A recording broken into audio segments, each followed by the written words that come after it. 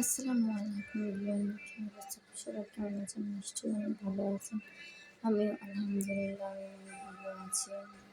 আসলে মানুষের জীবনে কখন যে কী হয়েছে মানুষে কখনো বলতে পারে না।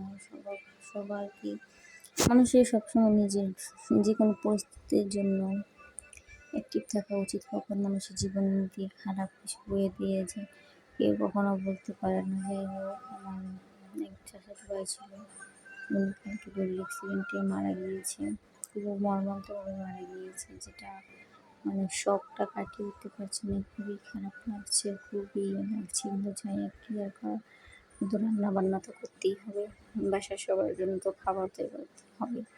এই কি আর করার, আমি এগুলো হয়তো শাকগুলোকে কেটে নিলাম, কেটে নিয়ে একটু মাছটাকে ভেজে নিলাম, মশলাটাকে কষে নিয়েছিলাম, ভালো লাগছিল না। তারপর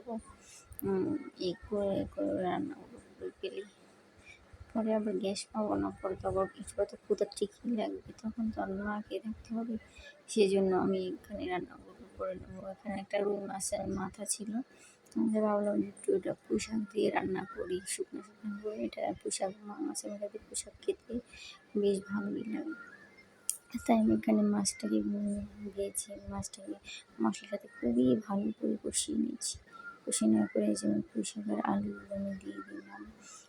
শাকগুলো আমাদের গাছের ছিল, আপনাদের কী দিন আমার গাছগুলো দেখিয়েছিলাম, সেই গাছের এই শাকগুলো তাই তুমি শাকগুলো দিয়ে দিলাম। মাছটা খুবই ভালো করে কষানো হয়ে গেছে, মাথাটা।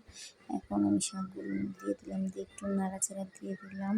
তারপরে হালকা একটু ঢাকনা দিয়েছি, আমি তাড়াতাড়ি সিদ্ধ হয়ে যায়। তোমার তরকারিটা কমপ্লিট হয়ে গিয়েছে। আমার ভিডিওগুলো ভালো লেগে থাকলে অবশ্যই লাইক এবং কমেন্ট, চ্যানেলটি সাবস্ক্রাইব করে